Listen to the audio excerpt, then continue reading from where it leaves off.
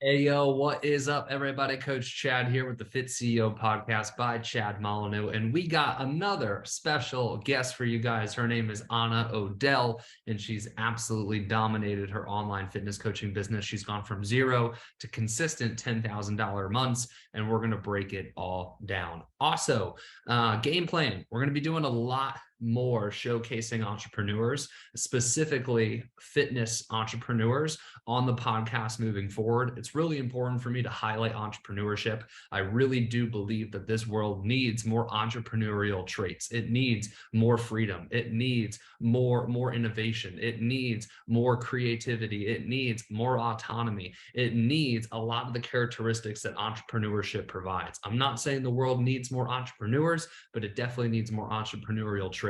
And that's why we're going to be highlighting more entrepreneurs in the future. Without further ado, let's dive in. All right, y'all, we're here with our special guest, Ahnna O'Dell, and we're going to waste no time. We're going to dive right in. Ahnna, give us the 30 to 60-second background, and then we'll break down your whole story. Cool. So yeah, I've been into fitness my entire life, but started my business June 1st of last year and, started working with you guys right away. And here I am. Hell yeah. So let's go prior to June 1st. What was Ahnna O'Dell doing prior to online fitness coaching? So I was working in HR for a couple of years, and then I took a contract recruiter position, and my contract had actually ended. So leading up to me starting with you guys, I was straight up like no job, unemployment. Damn. All right. I did know that, but I forgot up until this point. So Yeah. we're gonna have some fun with this one. All right. So you took the recruiter job. What was kind of like the breaking point for you? What made you say, fuck it, like I gotta do something fresh and new? So the interesting thing is actually I've had this idea for years and years and years, way before I found you guys. And I had an opportunity to kind of go and try to start this out, but I had no idea how. And people in my life, just saying like it's not going to work, and that industry is so washed out, and so Yeah. I ended up moving into HR and just taking this job that made a lot of sense to me. And I felt miserable. Like, this is not what I'm supposed to be doing. I don't want to work this 9 to 5 and sell my soul to like the man, and not be living in my truth and doing really what I felt like I should be doing. I feel like the stars kind of aligned because I ended up taking that recruiter contract job. It was locked in for a year. They ended my contract early. And then I was like, okay, I can either continue to stall on this dream or I can make something happen. And that's when I decided to join up with you guys instead of continuing to look for jobs in HR. Yeah, it's really crazy how life like represents opportunity for you to go down the right path. So Yeah. you were saying even prior to doing the recruitment job, you had a thought of doing online fitness coaching, but it seems like your Yeah. parents talked you to go down the traditional route. Is that Yeah. correct? 100%. Yeah. Yeah. Cool. All right. This will be like the first golden nugget then. What would you say to the individual who has outside opposing forces against the goal that they really want to achieve and they're deciding which route to go? What would you say is like, in hindsight, what would you do differently? I should have done this 5 years ago. Like, don't listen to what anybody has to say. They don't know, and they don't know what you're capable of or what you're going to do. And the industry is not saturated. There's so many people who need our help. This has been just the best experience. And my only regret is like, I just started this a year ago. I wish I did this sooner. I feel like I've wasted so much time working in corporate America when I could have been building my business and living out my dream. Yeah, 100%. And we'll talk about all your successes later on in the show. But you mentioned that you were on unemployment. How did that happen? Because it seems like you had two successful like 9 to 5 careers. How did you get to that point? Because my contract ended, so I was working as a recruiter for Long John Silver's, and they are not doing very well financially. So they Yeah. couldn't afford to pay a recruiter. Essentially, I was recruiting for their like general manager positions. So they let me go. I didn't have a job, of course, needed some money. So filed for unemployment while with the idea of, sorry, my puppy's like going crazy next to me, Oh, with the idea of finding another HR job. But then a friend of mine told me, who is an entrepreneur, she's like, you really need to find a business coach. So I just kept saying over and over again, and my phone heard me. I'm like, I need a business coach for fitness, for teaching me how to be a fitness coach. And then literally your ad popped up one day and I was like, my saviors. Chad the genie. Yeah. All right. So you're on unemployment and you took the biggest risk probably, or one of the biggest risks that you've taken probably in your life. I think you would agree with that point. Talk me through the mindset of that, right? Like unemployment to spending thousands of dollars into the growth of your dream. So I was terrified. I I thought you guys were a scam at first. I'm like, this is too good to be true. There's no way. But what really sold me was that you guys had offered me a guarantee that I was going to make my money, my investment back in a certain amount of time. And I was like, if it wasn't for that, I probably wouldn't have moved forward because I was so hesitant. Like I had my attorney review our agreement. I was really skeptical. I've been like in weird situations where I was taken advantage of financially before. So I was really skeptical, but I actually ended up making my entire investment back my first 3 weeks of being in the apprentice course. Damn, let's Yeah. freaking go. Okay, Yeah. so you took the risk, you bet on yourself. Let's talk through that first month. Like, what were you feeling? And also, what were you doing to have that success? Well, I think the reason why I was really successful is because I wasn't working. I wasn't trying to navigate like a 9 to 5 and then come home and watch modules and, create content and try to DM potential clients. I poured my freaking life into this and it's all I did and it's all I still do. But I think that if I would have done this working a 9 to 5, there's no way I'd be where I'm at now. Yeah. Yeah. It sounds like you spent a lot of time working on it. And I feel like a lot of people who are green and just getting into online fitness coaching for the first time, like don't understand like the level of sacrifice and the level of hard work that's needed. Like talk us through some of those hard days and like how much time you were spending. Oh man. I mean, as far as how much time was I spending from the moment I woke up to the moment I went to bed. And I'm not saying that that's like what it should be like. I think I struggle with boundaries a little bit, but this doesn't feel to me like work. It feels like just a massive passion project that I'm obsessed with. But my boyfriend is like, can you put your phone down and spend some time with me? But I just love this. I love what I do. And for me, I have to like put in my calendar, okay, I'm having family time now, because otherwise I'll do this until I fall asleep. But that's what it was for the beginning for me. And I think just being able to pour everything into it with no distractions, that to me, that was the biggest thing. That's why I was successful, I think. Yeah, I saw a meme once where it's like I left my 9 to 5 to have a 24/7 when it goes to being an entrepreneur, and I find that to be so true. But obviously, like you said, it's a massive passion project for you, and you're totally in love with it. Yeah. What does it feel like being an entrepreneur, knowing that you've been in the corporate setting your whole life?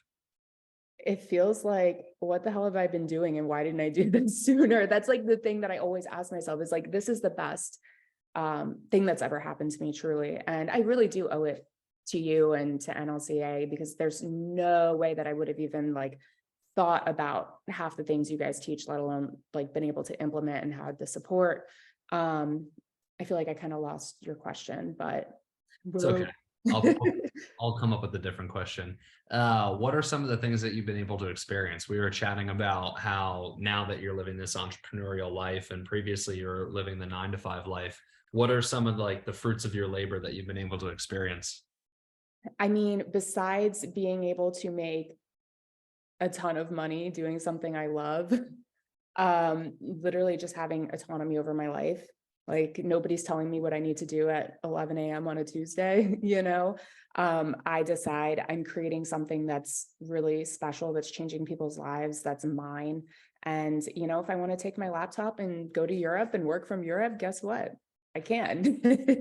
Yeah, where were you? You just I traveled. was, yeah, I was just in Bali and Thailand, and I am going to Europe, which is why I use that example. I'm going to Germany and London in September. Let's go. Have you I'm ever gonna been to be Germany? working. I'm gonna be working this trip though, for Yeah, sure. yeah. That's Yeah, awesome though. Have you ever been to any of those two places? yeah, yeah. I have. Okay, cool. I've never been to Germany. Is it cool? It's awesome. Yeah, we're going to Oktoberfest actually. Wow. Yeah. Okay. So it's going to be like a savage time. Oh yeah. I've been to London before. London to me is like just a steroid New York on steroids in England, I feel like. Yeah. Yeah. I'm not a huge fan of like the food in London, but Germany is really good. And I think I'm gonna take my little sister to Paris too, because she's graduating high school. So I'll Nice. treat her. Yeah, that's awesome. That's awesome. All right, let's get into some of the strategy. So I feel like, there's the individuals that like to get inspired by your story, but then there's also the individuals that want to know, like, how are you able to do these trips, and how are you able to, have a successful entrepreneurial career?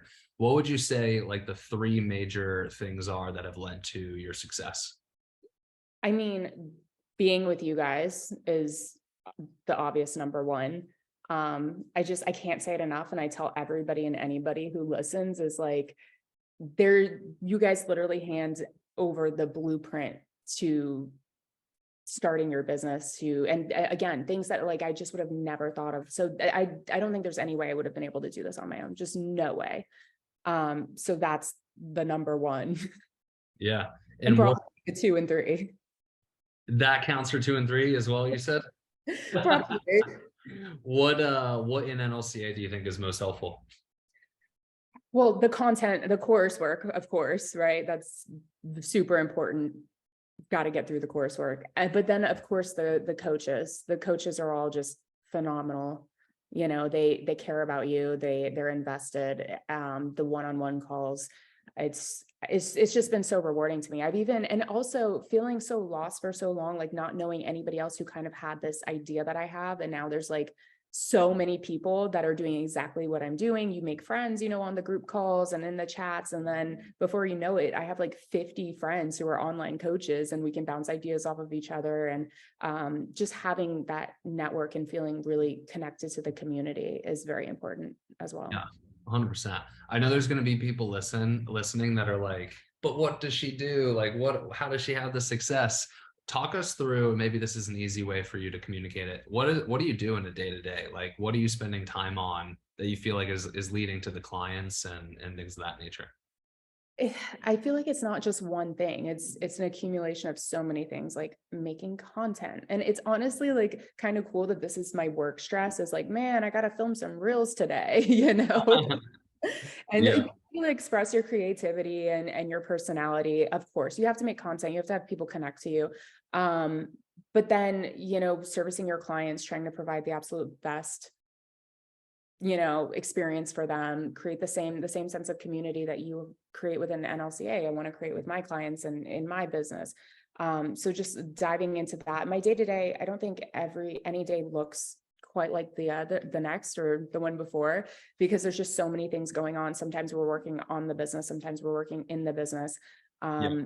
But if you wanted to know, like, the one key I think to really being successful is like the DM outreach. And especially like capitalizing on your power base. My power base made up my first like 25 clients probably.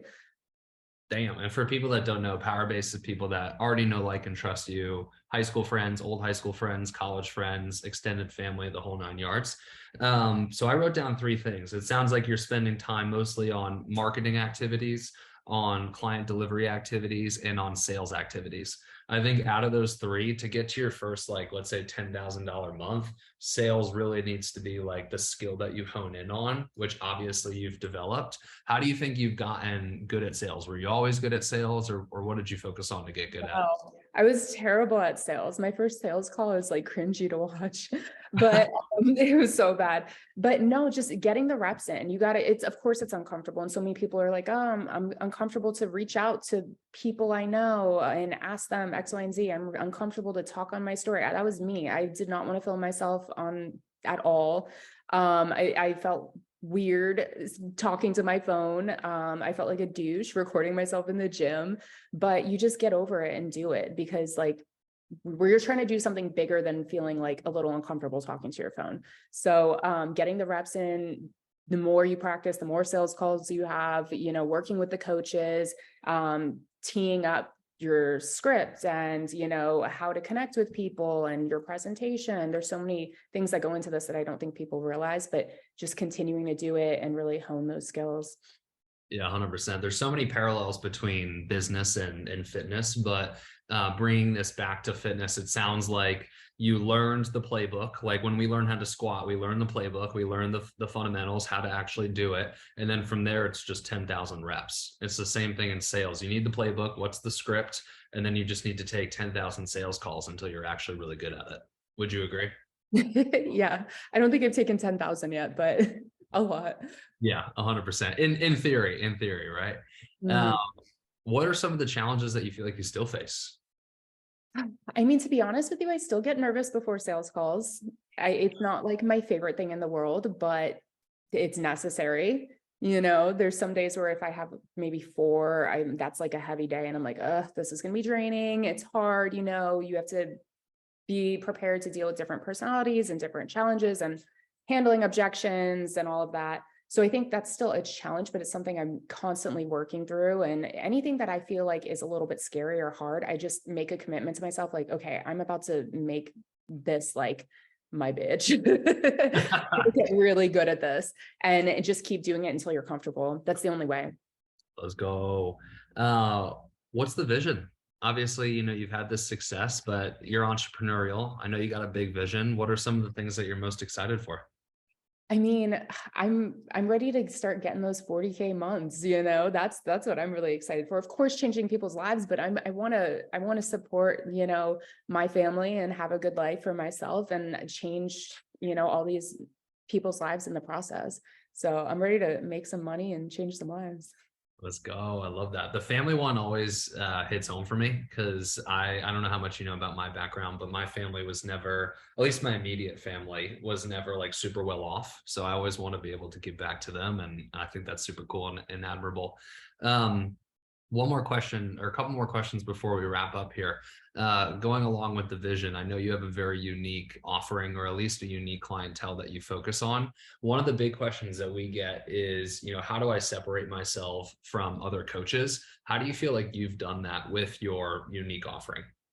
So for me, I actually, way before I even found HR, I wanted to be a therapist.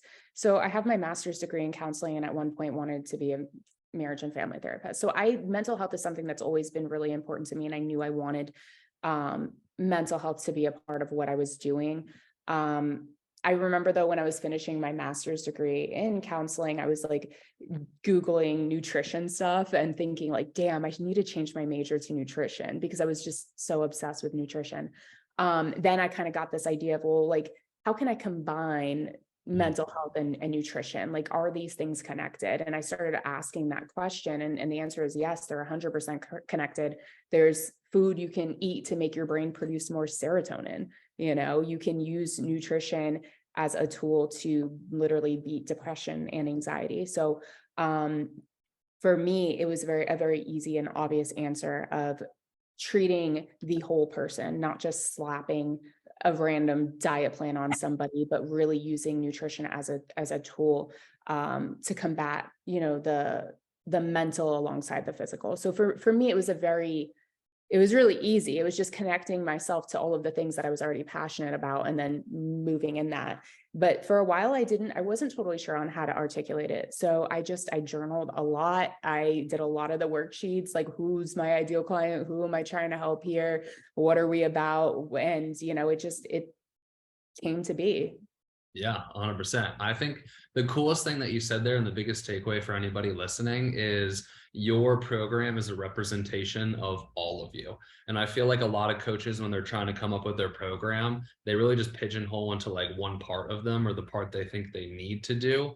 But you were like, no, that's not who I am. I got the mindset aspect, I got the nutrition aspect. How can I mend the two into one thing? And I think that's the missing piece that people need when they're trying to create something that's unique and different from somebody else.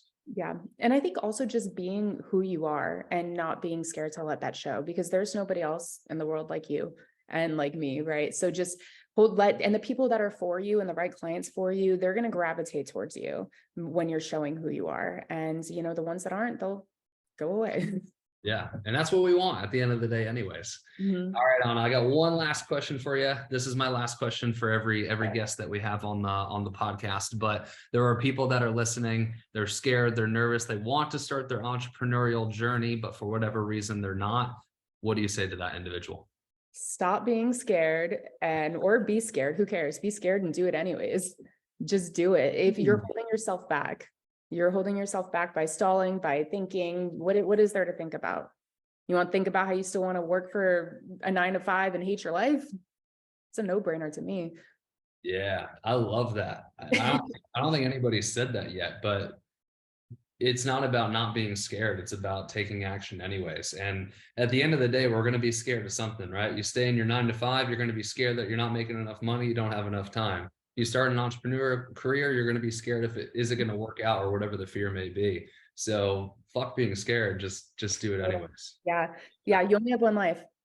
That's true. That's true. Make it count. Where can people find you? Instagram, Facebook, Instagram, Ahnna Lucio, Facebook, Ahnna O'Dell. Sweet. All right, y'all. That is it. If you guys enjoyed, screenshot, tag us up on an Instagram story, Facebook story, or wherever you post, and we'll see you in the next one. Peace.